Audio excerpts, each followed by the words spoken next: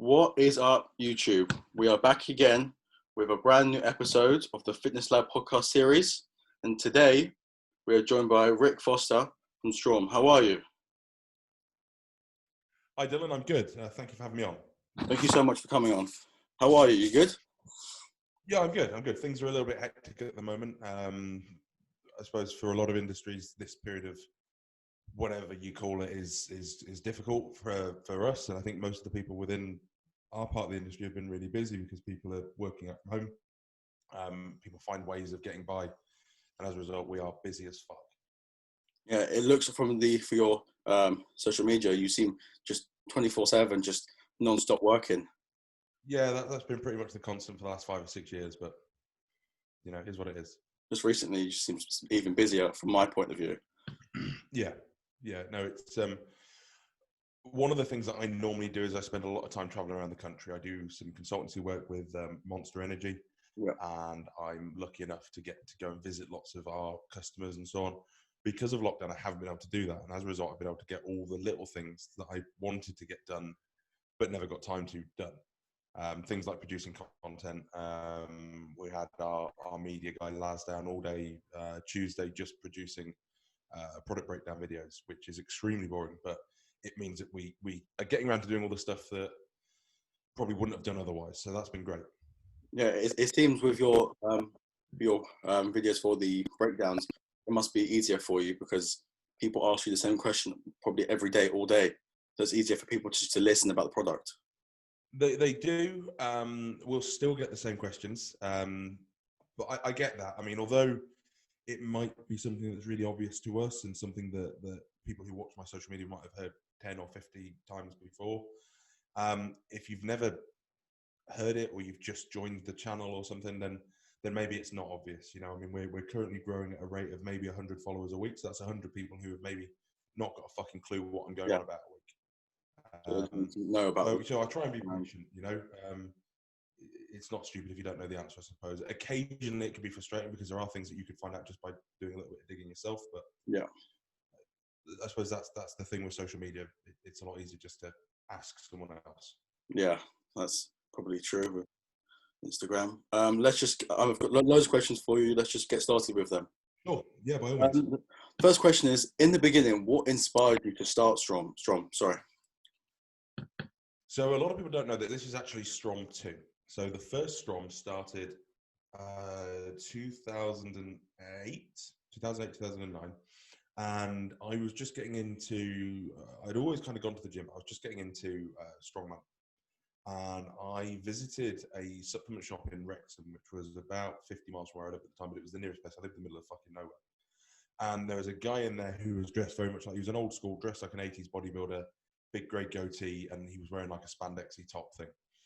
And I'd seen an advert for a product, I think it was by USN, but I might be completely mistaken. It was called anabolic creatine, and it was just a creatine with some carbs kind of product. And I asked about that, and you know, we get people who ask us about products I've seen all the time, and the guy was very aggressive. We don't sell anything anabolic. You know, were you asking about steroids? Like, no, it was just a creatine product, anabolic in the name. And I felt quite pressured to buy something that he suggested. So he was like, well, if you want to do strongman, you need to buy a mass gainer. I was fat as fuck. It wasn't the appropriate product. So I left that feeling like I had quite a negative experience.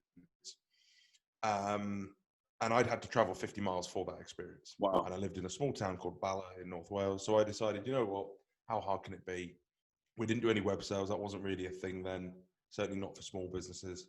And we had a little shop in North Wales that did pretty well.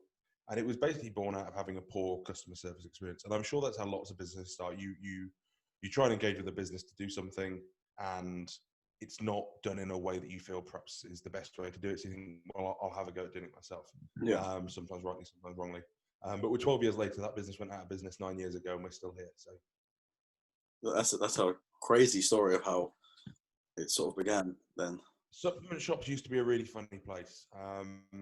I find now that supplement shops are quite accessible, but they used to be quite scary. You know, they were for bodybuilders and they would generally be staffed by very large, intimidating men. Certainly that was my experience a long time ago, but the industry has changed massively. That's how it was the first time I ever went to get something in a shop. But now The it's first gym I trained in, I asked about steroids. And I remember getting absolutely chewed out by a big scary bloke, which of course meant that you went and got the information maybe online or from sources that were not optimal. Whereas now information like that is really accessible in a more safe manner. So it's way safer now than, as you said, it was. I think so, yeah. Next question is, did you study at uni, or how did you learn what you learn now? Like, how did you come across it? Question that comes up a lot, and it's a question that I was asked by a very astute university student a while ago when I was lecturing, and the answer is that I've got nothing. Absolutely no formal qualifications. The thing is, if you go into academia, you won't find anything that's particularly relevant to our field anyway. Most academic stuff around sports is based around athletics. It's not based around image enhancement. There are things that are starting to be done now that are relevant. I have just put in my application for a master's, which is quite unusual to do without having any formal qualifications prior. So I didn't even finish school, I was expelled. So I do a little bit of guest lecturing about what I do in a business sense, and how we ascertain supplementation for athletes based on the studies that are available, because they're often not done for the studies that are done are often not necessarily relevant to our user base. Yeah. I think D-aspartic acid is a good one. D-aspartic acid, for those of you who don't know, is a compound that's often touted as a testosterone booster. And there's a study in elderly men with low testosterone showing that it improves testosterone levels. That study will be used by supplement companies to say that it's a testosterone booster. What they don't include is that if you repeat that study in men that are maybe our age, your age, my age, that have normal testosterone levels, it can induce a negative feedback loop in HPTA, and it can lower testosterone levels. Yeah. So we look at how you can decide what's appropriate from a bodybuilding perspective for the kind of consumers that are going to use it, rather than just, well, this study says this, because that it's not as simple as that. But in terms of my personal qualifications, absolutely fuck all. So it was just through your years of experience by yourself? I've been in the industry a long time. One of the things that's quite popular for people to say is do your own research. If you don't know how to research, that can be more harm than good. Yeah. So I've been in the industry for a very long time. Without wanting to blow smoke up my own ass, it's very difficult when you get asked a question like that, because why am I given authority by people to talk on these kind of topics? I'm pretty good in terms of being analytical about things, and I've got a very good memory for things. So hopefully, if I go ahead and do this masters, I'll get to prove that there's a little bit of sense behind the bullshit. But as it stands, I talk, people listen. I don't really know why. That's interesting.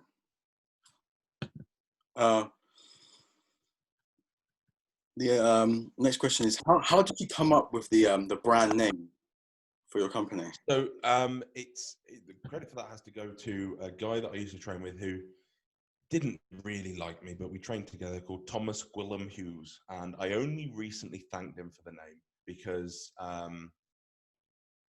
didn't get on with him. So I was too stubborn to admit that it was his idea. But it's an old Norse word for power or strength. And Strom started off doing stuff for strongman specifically. That was kind of my niche. With my research, you posted you organised the Welsh Strongest Man 2013, 2014, Wales, the first ever Welsh Giants Live. Yeah, I organised all those. They were televised. They were very good, actually. So that was what that came from. It also means big tree in, I think, Latvian or Lithuanian, which, I mean, it's big, so I guess I'm fine with that. Strom with an umlaut in Swedish is stinky fish. That wasn't a deliberate choice. Really? Stinky fish? Yeah, if you look for Strom with an umlaut over the O on YouTube, it's like a fish in a can that tends to make people vomit when they open it. Oh. That's not related to Strom, the brand, but it does get brought up from time to time. Wow. So that's where the name came from. I'm just really interested in your business because as as a user, I love all of them, all the products you have, just amazing. Well, it all came about from, because I was a retailer for a long time before we were a brand, was wanting something for me and Badger, me and the guys that were competing. We were using various products and there was nothing that was quite right. And I remember saying, you know what, I think I could probably put something together that was better than what we were having to use at the time. And that's all it was. We wanted to make stuff for us. Now that the industry has moved on a lot, I think if I were to be put into the industry now, I wouldn't have that same attitude because there are lots of really good options available now. But at the time, things were pretty poor. So there's a lot of products that we've kind of created the categories for. But now those categories exist. There's some fantastic products from lots of brands doing them. But at the time, things kind of sucked, and we were having to buy lots of raw ingredients from kind of Amazon and eBay and stuff. And you know, the stuff that's in Neuro, I've probably taken for 5 or 6 years, but separately. Yeah. So it took you, like, just for Neuro, it took you like 5 years just to get it right, the product. I think Neuro's been out for 2 years now, 2 years, maybe 3. But yeah, there was a long period of time when I was buying those things and taking them in separate pill form before we got it made into a product, because it was the combination of things that I used for that purpose, you know? Yeah. So is that how you make all your products? Do you do the pill form and see how they like react to yourself? Oh, it's more so Neuro, as an example, was those were things that I took for cognitive function, stress, brain health. And there were a few friends that maybe I suggested taking that combination of products to that had good results as well. So we figured to put it into one product. Supplement Needs Sleep Stack's a really good example of that. That used to come as 6 separate products. And then they put it into the 3 capsule and then eventually 2 capsule format. The way we go about formulating products is twofold. There will either be a problem that exists that there's a way to solve. So Hydromax, the product that came out recently for back pumps, the things that are on that. I used to coach. Anybody that's been coached by me will have been given that as a list of things to take if they had back problem. Oh, okay, yeah. Problem. And I was just amazed that no one had put it into a product. And the reason I'd not done it sooner was because I hadn't had issues around back pumps myself. Until I worked on I pulled a PB deadlift last year, so I had quite a long time building up to that. Yeah. And at that point, I needed a product for back pump. It didn't exist yet, so we made it. The way I normally approach it is I'll look at something like a GDA or a pre-workout, and I say, right, what are the 4 or 5 ingredients that I think are essential in that category that need to be there? I try and have 5 ingredients. I don't know why, it's a lucky number to me. And then we look at what the clinical dosing of those ingredients is. We look at, is there a benefit to going beyond clinical dosing? In some ingredients, there is. In other ingredients, there might not be. And then we look at the costing of that, and we look at costing versus benefit. So there are some ingredients that you might be able to dose higher, but with very little additional benefit and a significant additional cost. There's other ingredients that you can maybe double the dose of without it really costing much more, and there might be a small benefit to that. Play around with that, get some samples made, run them for normally a couple of months, get feedback, make adjustments if needed, and then that will eventually become a final product. So it's quite time intensive, but at the end of the day, we're going to use all these products ourselves. Yeah, there must be a lot of time that goes into one product of yours. Yeah, we're not making them just to fuck them out the door. You know, we want to use them ourselves, so they need to be right. Yeah. Well, it's your business is amazing, and it's growing, as you said, just week by week. Seems to be, yeah. I mean, social media growth isn't necessarily relevant to or indicative of business growth, but at the moment, all things seem to be positive. Though things can change at any moment with any business, but at the moment, things are good. And it's because of the support of customers like yourself, people that believe in the brand, people that feel like they're part of it. You know, we always want to offer not just products but advice and service that makes people want to be part of that family. Yeah, because myself, I was, before using your supplements, I was on to like other supplements. I was pretty much like a noob sense in supplements with I've taken like Ghost Lifestyle and other supplements, and then my coach is Josh Kinsey Clough. He's my coach, Oh, okay, yeah. and he put me onto it. And the first time I tried your pre-workout, it was a whole different like game changer for me. And the thing with that, if you look at the panel, because a lot of people like to think they're supplement experts now, and it does make my brain hurt sometimes. If you look at the panel, it's a 5-6 ingredient product, right? It's not impressive. It's not complicated. Yeah. We go to great pains to source every single one of those raw ingredients to a certain standard.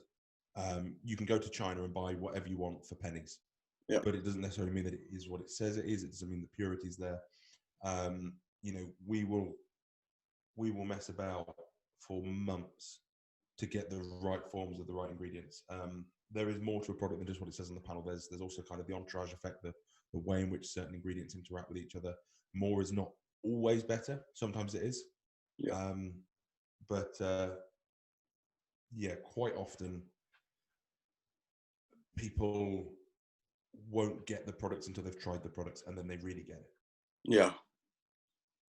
Because that's how it worked for me as well. And as soon as it happened, I was like, I'm changing over to these supplements because they're just, to me, just way better than the other ones I've tried. Going into, sorry, with the, like, what do you look for in an athlete to be sponsored by Strom? Good question. So there's a couple of things. I look for someone who already buys the products, because I don't want someone who doesn't believe in the brand. If someone's spending their own money on, like Josh Melee, Mr. Universe, he was a customer for months before he was an athlete. Yeah. Like, he was buying everything full price on the website, and he's Mr. Universe. Yeah. Because he believed in the products. And I eventually messaged him and said, you know, I see you're buying the products. You know, is there anything we can maybe do to work together? You know, he didn't expect any special treatment. He just said that for him, bodybuilding is his profession. You know, it's his living, and he just wants the best tools for the job. It's not about the money or whatever. Yeah. And then that's how we came on the team. The athlete that generates the most, because ultimately we're a business, right? It's not just about sunshine and rainbows. You've got to have a monetary value on an athlete. The athlete that generates the most business for us is a gentleman called Christian Chapman. I don't know if you follow him. He'll be the first to say that he doesn't have like a world-class physique. He doesn't compete. He likes to get lean. He likes to add muscle. He coaches some people. He's into his cars, but he's a really relatable, cool motherfucker. Yeah. And he generates more business for us than Mr. Universe. Really?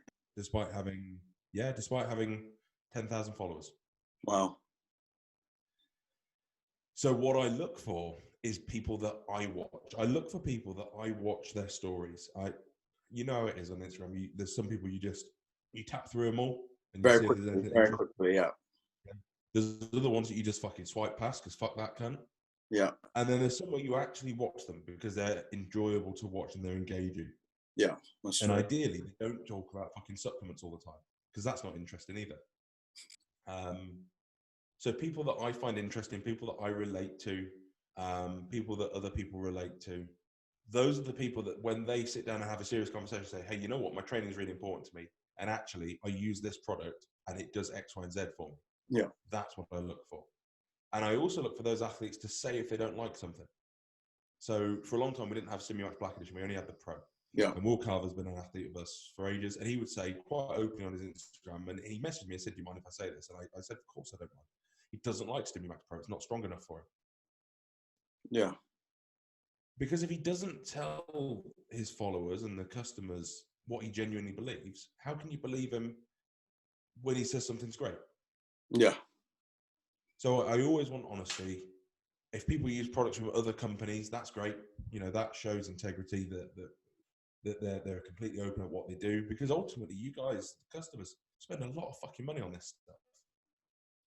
Yeah. So, like for me, like that's my income goes into supplements because I just love your company and I wouldn't want to spend it on any other company now because your products work for me, as you said.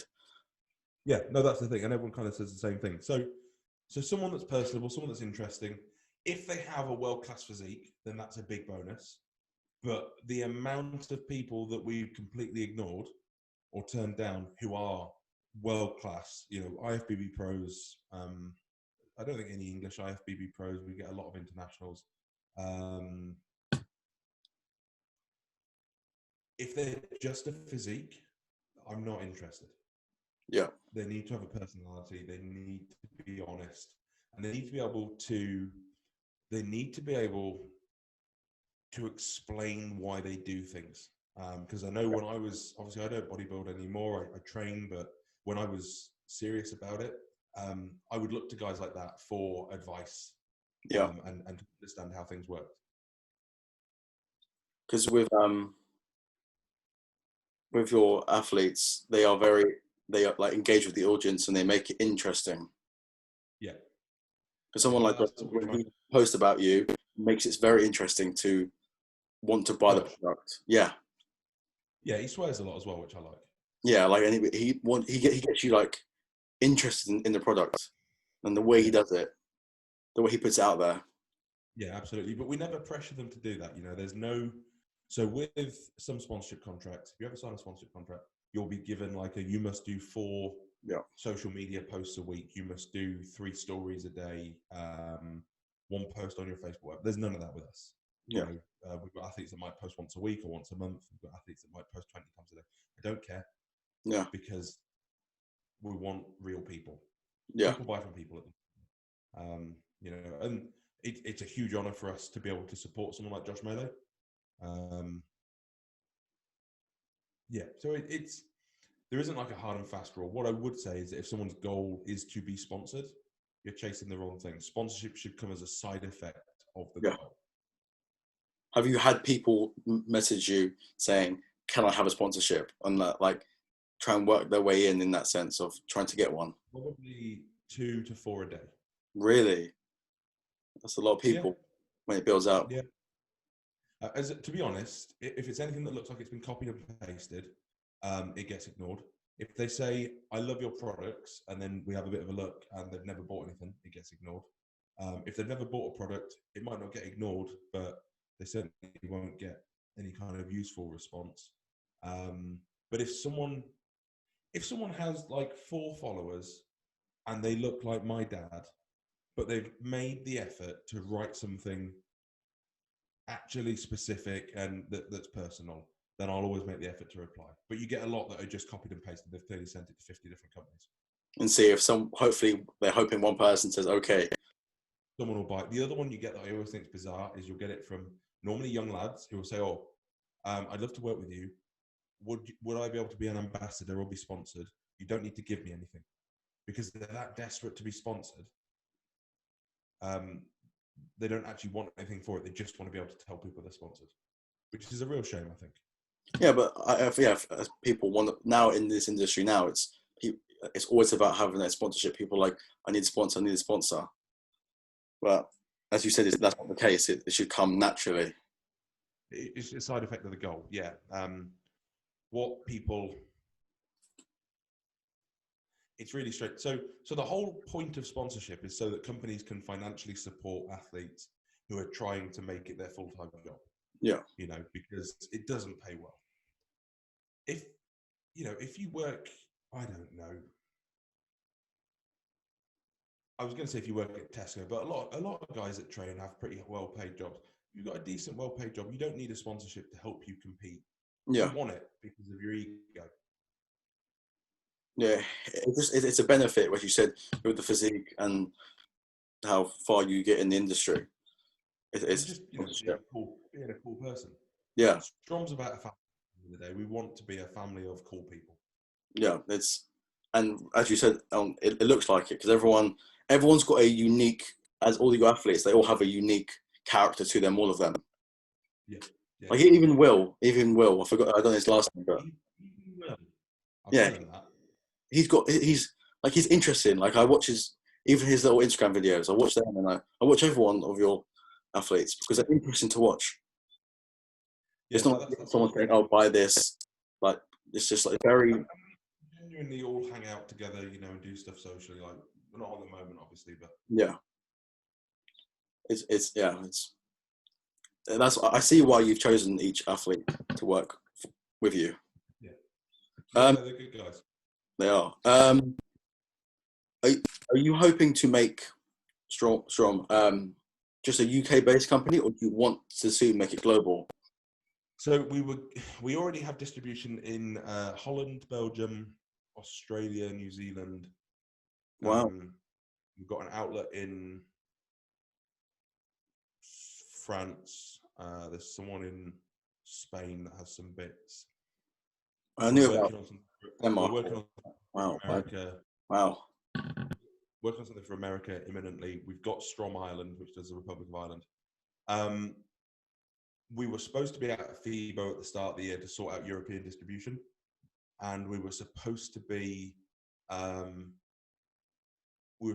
to America probably a month ago to sort out something for America. Because of Rona, that's all been delayed. Yeah. Oh, excuse me. Sorry, it's been a long ass day. So that's all been delayed, but we'll just move that all back a year, and we'll be in a stronger position for it because we've progressed as a brand, you know. Yeah. Did you have plans to go to other expos like Body Power? Aren't there any ones in the US? Well, the US at the moment, no, there's no point because we don't have American distribution. Yeah. Body Power, we've exhibited at for the last couple of years, and I've been every year for 8 years. I really, really wanted to go this year, but they've blocked me. They blocked you? So yeah, well, I own part of FitX. Okay. So I suspect I'm not welcome anymore. Okay, yes.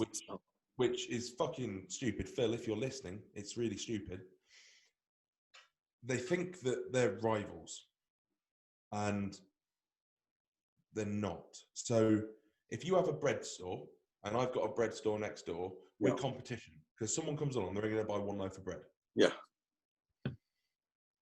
With an expo, it's different. I went to Comic-Con last year with my daughter for the first time. Never been to one, didn't really know what to expect. I didn't come out of Comic-Con and go, well, that was fucking brilliant. I can't wait until that's on next year. Yeah. I came out and went, Comic-Cons in the UK to see what other events there were like that. Yeah. So I would have really liked to have had a stand at Body Power to talk about FitX and given Body Power a stand at FitX to talk about Body Power. Yeah. Because as I see it, they're both expos. We're both targeting the same customer. It's not like if someone's a customer of Body Power, we have to steal them. Yeah. If someone's a customer of Body Power, they can be a customer of FitX. If someone goes to FitX and really enjoys it, they can go to Body Power.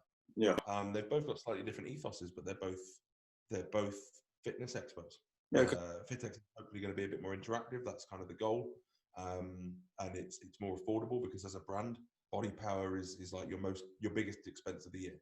And it's harder and harder to make a return on it. That's why you don't see people giving out loads of samples and things at Body Power anymore, because it's so expensive to exhibit. I think my stand last year was about £10,000. What, to be there? Yeah, just to be there. Wow. Was that for the 3 days? 3 days, and then you've got to pay your staff. You've got all your stock.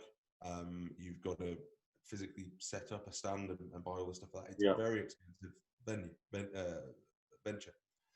So I won't be at Body Power. I would still like to go if they, decide to stop being children. I don't suspect that will happen. But it's a great show. I've always loved Body Power. I've been for years and years and years. I will probably still go as a consumer to look around because I enjoy it. And it's the one chance that we all as an industry get a chance to get together and say hello to each other. Yeah. So no, I think Body Power is great as well. To have it in the UK is the only expo there is. Well, exactly. And that seems bizarre when you look at other countries. Yeah, that's true. There's loads in the States as well, and in Europe as well. Yeah, I went to one in Sweden in, I think it was November or December, called Fitness Festivalen, and that was brilliant. Yeah? Was that good as well? Really good. Yeah, no, it was really, really cool. Went with Monster. Hathor was there, the mountain Game of Thrones. It was a really, really cool weekend. Really chilled, a little bit different to the UK ones, but really busy. Have you been to FIBO? No, so we had a stand at FIBO this year, and obviously it was cancelled. Oh, yeah. That's crazy because so many things because of COVID have been cancelled. So the opportunities for people are just very small now, and it's just. Yeah, I mean, FIBO is still going ahead as a business-to-business expo. Yeah. So if there isn't this quarantine thing, I'll probably go as just me on my own. But it's not going to be open to the public. Yeah, so behind closed doors, just for athletes. Well, just for brands, really. Okay. Yeah, I think it would be harder for the social environment as for expos to socialise after COVID. Yeah. Well, I mean, FitX is September, so hopefully things will be back to normal by then. But if it's not, then we'll postpone. Yeah. Before I move on, how much time do we have together? I don't want to take too much of your time up. Well, are you on a 40-minute recording limit? No, on Zoom, I think it's 2 people. It can be as long as possible. So I just didn't know that. Yeah. I'm pretty cool. Yeah, nothing's gone mental on my phone.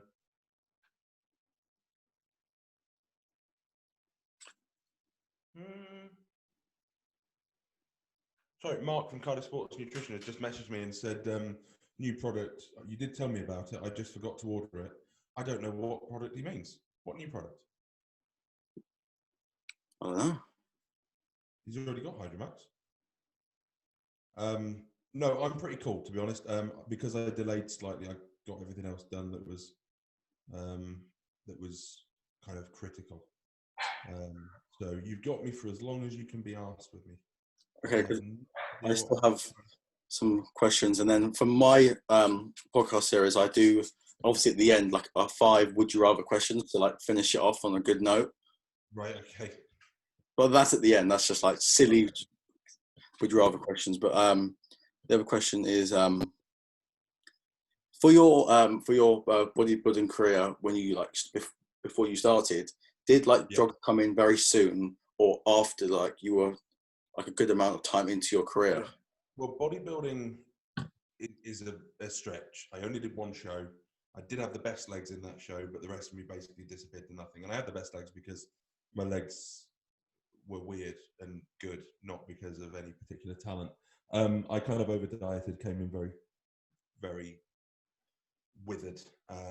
So I did strongman before I did bodybuilding. So I've used since I actually tried some D-bol when I was 16. And then I've used from the age of about 21. Yeah. So already using from strongman when I transitioned over to bodybuilding.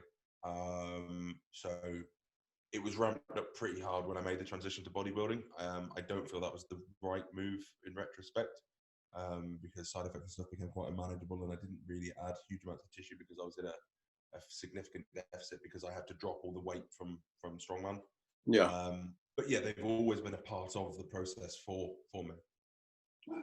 Yeah. So you started off very young then with bodybuilding, or? Yeah, well, I've always trained. I started training at just before my 15th birthday, because I had to lie and say I was 16 to join the gym, and it was a proper old school spit and sawdust gym. So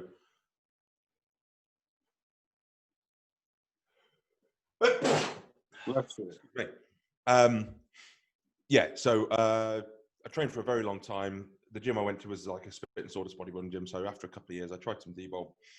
The advice I was given was very poor, so I didn't get a huge amount from it other than a nice pair of titties.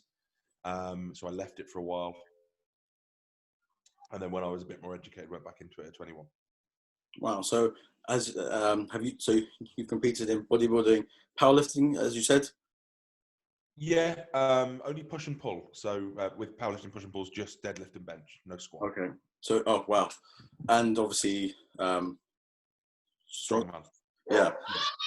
Oh, when was that? Wow, that was loud. That was loud. I competed in God, I think I started competing in strongman in probably 2010.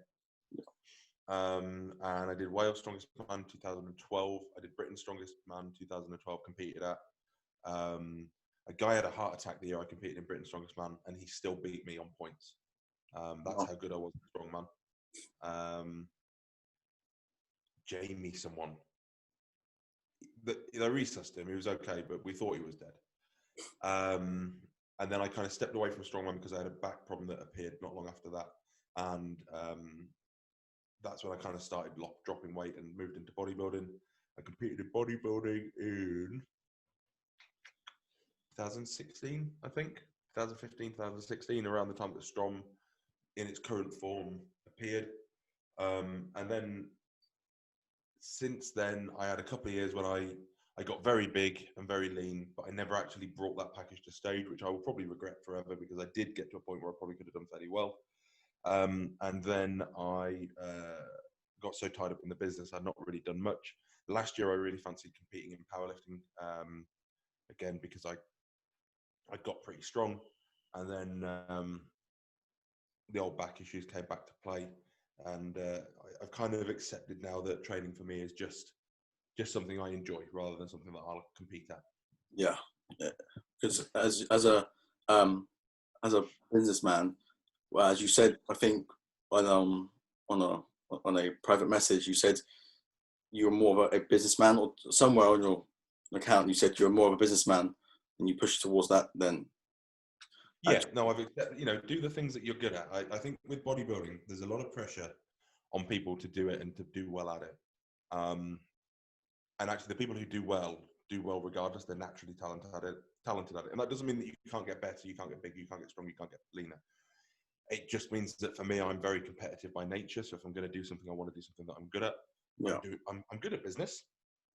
I'm good at quite a few things, but I'm not particularly good at bodybuilding or strongman or powerlifting. Now, people might hear that and say, well, that's ridiculous, because I'm still pretty strong and pretty big and look okay. But because I'm fortunate enough to be around, the top level of the sport. Yeah. That's how far away you are in real terms. Yeah. For Strom, where do you see yourself as a businessman, and again as your company? Where do you sit in 5 years' time? So I wouldn't have expected to be where I am now 5 years from now. Okay. Wow. Things have escalated quickly, as Ron Burgundy would say. So I honestly don't know. I suspect it's unlikely that things will stay as they are. So either it will be a worldwide global brand along with supplement needs, and I'll be like Aaron Singerman, but British and smaller. Or it'll go horribly wrong at some point and I'll go back to driving a forklift truck for a living. I'm absolutely fine with either of those scenarios.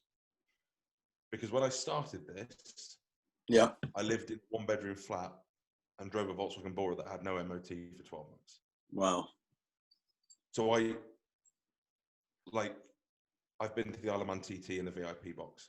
I've been over to fitness festivals in Sweden. I've spent time at Monster HQ. I've been to the British Superbikes in the pits for the start of the MotoGP. I've done stuff that I never thought that I would do. So loads of opportunities have came towards you. I've done loads of things I never thought I'd get a chance to do. And if the business were to fold tomorrow because the supplement market collapses, I've done more than I ever thought I'd do. I hope it doesn't, but I think you don't want to put pressure on yourself for things to go a certain way. I've been extremely lucky, and the support of customers the support of the people that supported us has been phenomenal, life-changing. Wow. But you never know with business, Yeah. There are brands that I look back on from when I started, or certainly when I started training, that were global powerhouses that don't exist anymore. Yeah. In the sense, like right now in the UK, do you have any like rival supplements companies that you are fighting for that place? And I had to say it right. So we occupy quite a niche part of the market, which is your hardcore gym goers. So me and Supplement Needs operate in a very similar section of the market, but we're actually really close friends. And that's something that happened really early on. We could have kind of considered each other rivals, and we had a conversation, and we kind of keep each other in the loop of what each other's doing. We do a lot of projects together. Yeah. That really works. We're both around the same size companies. It avoids us treading on toes. We both want the same thing, and that's just for us to both do well and to produce great supplements. Yeah. So they're the main company that are kind of on the same level as us. there are lots of other companies that are making really good stuff. Brands like Trained by JP, Naughty Boy, Foresight. They're all producing good products. And the more good products there are in the market, the more consumers will feel that they're worth spending their money in this part of the industry, and the more people will get great results. So, I hope they all continue to do what they're doing. The brands that I would rather take business from, I guess, are the brands that are ripping people off. Because every single person that buys a product that gets ripped off is going to be one more person going, well, supplements are a waste of time. I spent 30 quid on something and it did fuck all. Yeah. Whereas a customer that buys a product from me or from Trained by JP or from Supplement Needs or whatever is a customer going, hey, you know what? I bought that supplement and it did what I thought it was going to do. I'm going to buy another one. Yeah. And they're going to be more invested in the market. So companies that I would consider rivals to me are companies that are making good products. Companies that are making good products will always get my vote because they instill confidence within the segment, within the sector. Yeah, like your personal opinion, do you think there are companies out there that have overpriced products and have like bad products for the overpriced? Yes. Yes. I wouldn't name specific brands because people have tried to sue me more times than I care. Wow.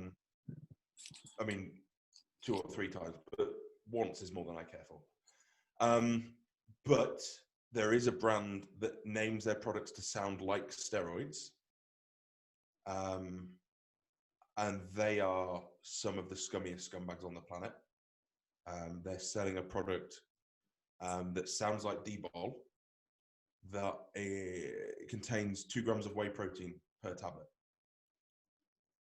Or per serving, it's 2 tablets. And they charge 30 quid for that. Wow. So products like that have no place in the market, and they're just ripping people off. That's not even about being bad supplements, that's just about being common. Yeah. Wow, I never knew that. Oh yeah, no, they exist if you dig for them. There is a white label pre-workout. Do you know what I mean by a white label? Not to my knowledge, no. What does it mean? So you could approach a factory, I won't name the factory, but there's a factory that does it, and say, hi, I want the Penna Peng pre-workout series doing. And they've just got this generic formula that they'll put your name on a label for, spam it out the door, it'll cost you about 6 quid and you can sell it for £25, and it's absolute wank. Products like that as well, there's no thought or care gone into them. There's no need for them to be in the marketplace at all. So stuff like that I have issue with. People that are making good products, I'm never going to have a problem with. I can't, that's crazy. That's just something that you just learn now. I'm shocked with that. It's crazy. Is time good still?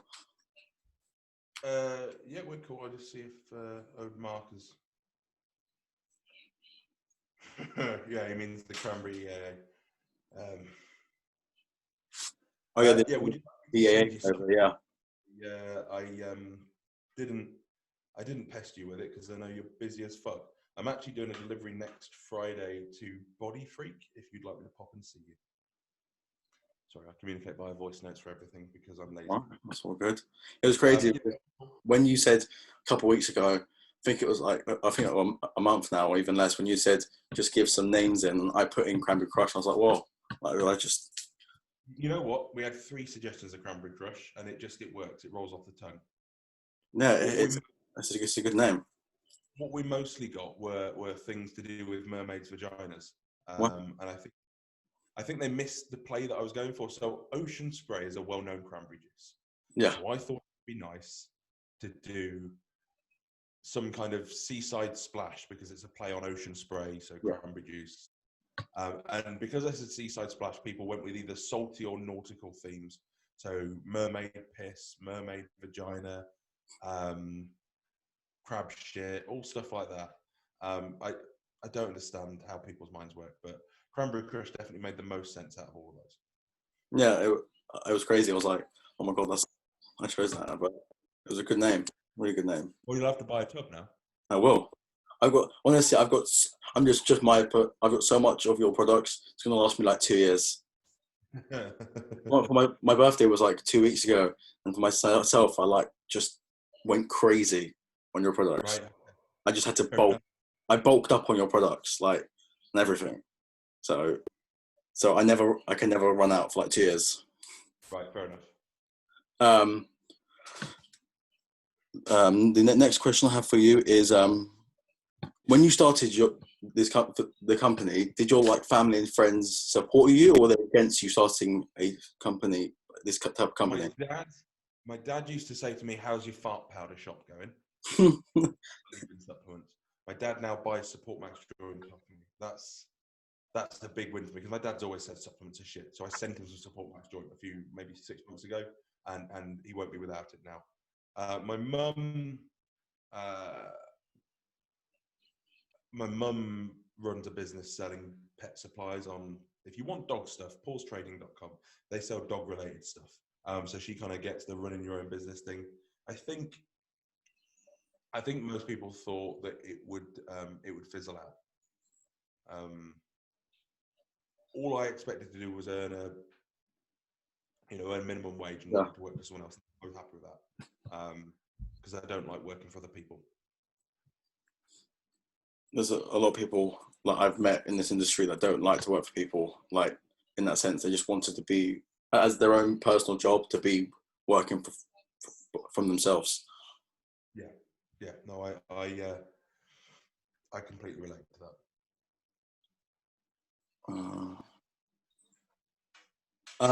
Do you think the bodybuilding industry will go back to the way it was, or will there be a different look on it now? You mean in terms of like the classic physique kind of shape? Yeah.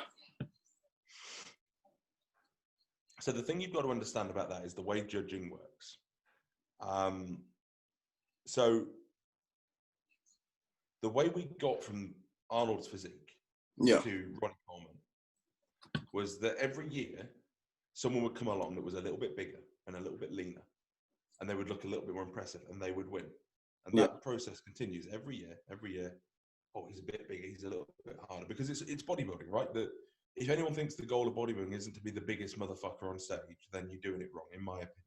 Yeah. I get why people like that classic look, and it's probably great for getting pussy, but bodybuilding is about being a freak. Yeah.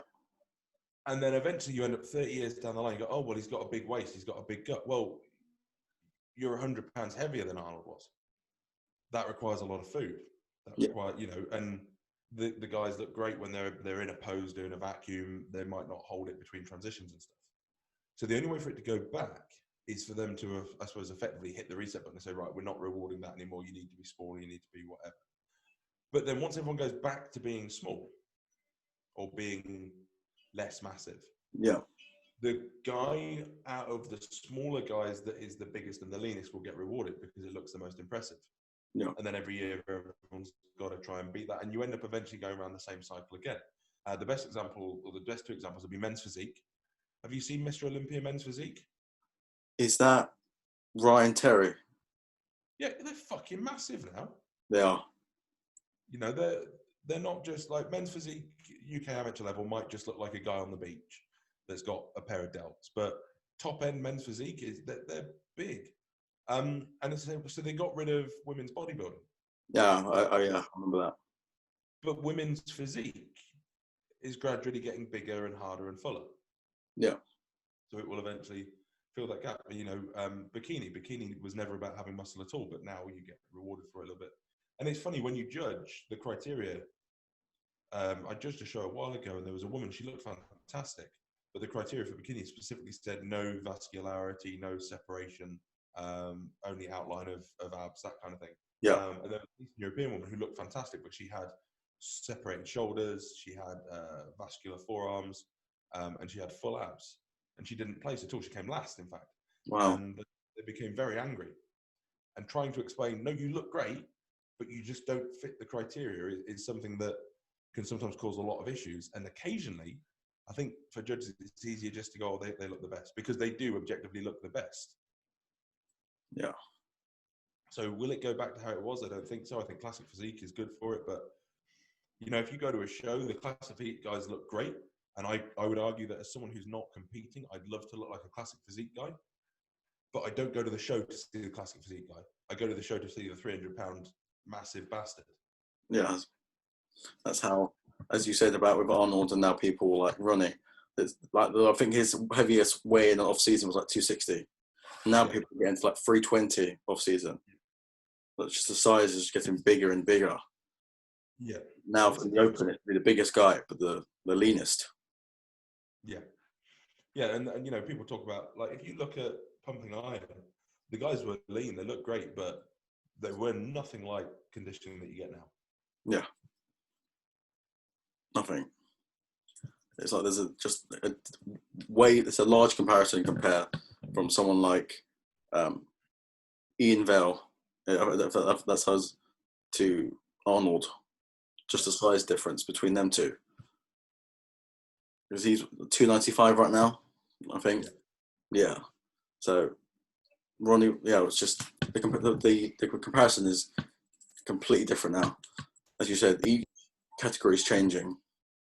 Yeah, and it always will. It always will, because you are always going to reward the most impressive physique. The most impressive physique will push that envelope, and every year everyone will try and match that. Yeah.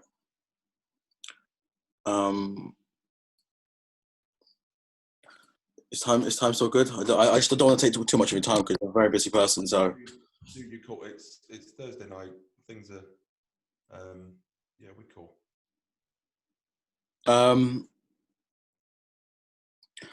As you have a family and a business, you must be very organized day to day to get everything in. Yep. Or are you very just like? So I'm traditionally pretty chaotic. I've had to learn to be more organized. I still do a lot of stuff by the seat of my pants.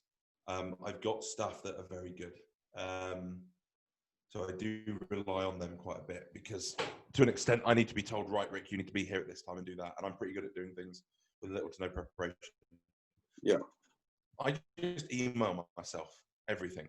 So whenever, like when I spoke to you about the podcast, I send myself an email and I can just go on my inbox and view unread messages, and they'll just be emails from myself to myself as little reminders, and then they'll bug me until I can delete them. And that's the system I use. It's really basic. I imagine it's not how Alan Sugar does it, but it seems to work for me. Well, it's building your business, and you've done that so far, so it's working for you. Everyone's got a different way of working and a different. Yeah, I mean, within the actual work environment, putting systems in place so that things happen without you having to intervene is really important. Yeah. Because I can't be there to make every decision. But that's, again, really simple whiteboard, paper trail things, jobs that need doing, you write on the whiteboard. When they've been done, you wipe them off. Not just me, but anyone who's there. All of that stuff's really easily implemented. It's just making sure people follow them. Yeah. I'm just learning so much more because I'm still young in the industry. So everything I learn now. So what is it you do exactly? I'm just, right now, I'm working in a restaurant. Okay. I live in Portugal, so I just work. Obviously not now. I haven't worked for a long time, but I work as a part-time chef, and I do this bodybuilding. I've only done it for like 3 years. I'm just, my goal obviously in the future is to be like Mr. Olympia Open. That's my goal. So, and I've been coached by Josh. So just little steps. I'm just learning like little things every week and day from different people and just trying to get knowledge. The thing with Strom that really means something to me, and it meant something to me as a young man, is this fucking horseshit behind me that never settle. Yeah. That's, for me, that's words to live by. The moment I wake up in the morning and go, and I'm content. Yeah. Is the moment I fucked up. Every day I wake up, what can I do to be better today? Yeah. That doesn't need to be about my physique, but if my physique was my goal, then it would be. And it kind of started as a bit of an in-joke because I never sit still. Yeah. But I truly believe that if you want to be successful at something, you've got to pursue it. There's a motivational speaker who talked about it a long time ago. If you want to pursue something and be successful, you've got to pursue it as much as you pursue trying to breathe when you're drowning. Yeah. Like it's for me, it's something that I saw the first bodybuilder in the gym was like 14 years old, and I didn't think that that's a bit too much. I just fell in love with that work, and then I just wanted every day, as you said, I try and do a bit more to get better and better and better. Yeah. If that's cardio, training, eating, sleeping, whatever it is, I just try to be better. I still have the time. People say I'm young. I'm like a baby in the industry. I'm a child in the industry. So I have. Then use that. Yeah, that's what everyone's saying to me, to use it. So I'm going to use the time. I think the final question for you before the little questions is, out of all the supplements you have, do you use all of them, or is it just ones that? So I use all of them from time to time. The ones that I use every day, so I run a small amount of growth hormone these days from my back. So I use Glycomax to offset the reduction in insulin sensitivity. And because there's long-term health benefits to berberine anyway. I use Support Max every day. It keeps my skin good. And if you can afford it, there are lots of general health benefits to those ingredients. I use Neuro every single night. If I go away, that's the one product that goes with me all over the world. I use Glycomax, Support Max, Neuro, and Support Max Joint. So they're the 4 that get used every day. Yeah. Regardless. For the health. Yeah, the health range basically. The ashwagandha I don't use because I use Neuro. The whey I use, I'm pretty terrible on my nutrition, to be honest. When I diet, I use the whey. When I don't diet, I tend to just eat fucking steak. I like red meat a lot. The essentials I probably don't use. If we have some at the shop that have been damaged, say something been damaged in the post, I'll use them. I tend to use Carbamax more because I'm more interested in performance than out and out bodybuilding days. Hydromax I've been using recently. I don't use stimulant pre-workouts in the week. So just on a Saturday. I'm very sensitive to stimulants, but I use Vascumax most training sessions. And I think have I forgotten? Oh, Creamax. So Creamax I'm not using at the moment, actually. I did post about this on my story. I'm using Basic by HR Labs. Have you seen that? No, I have not seen that one. But Liam's a friend of mine, and I often talk, I talked before, everyone that makes good products is doing good things. HR Labs are doing good things. So it's not Crea Pure. So he did give me 2 free tubs. He gave me one for me and one for Reese. Reese can't use it because he gets a funny stomach from some forms of creatine. So he has to use Crea Pure.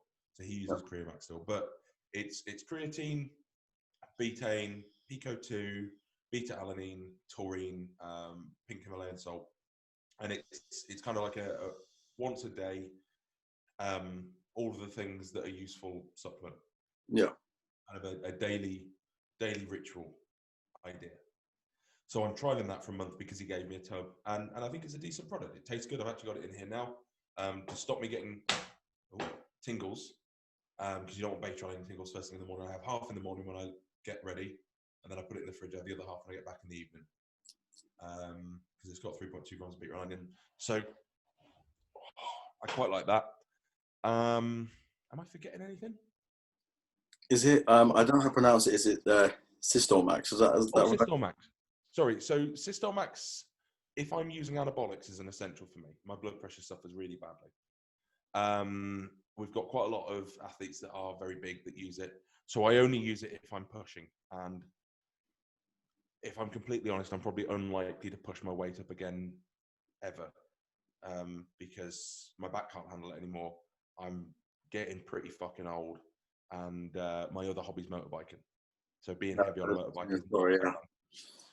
So is the Systolmax and Hydromax 2 good supplements to use in the off season then?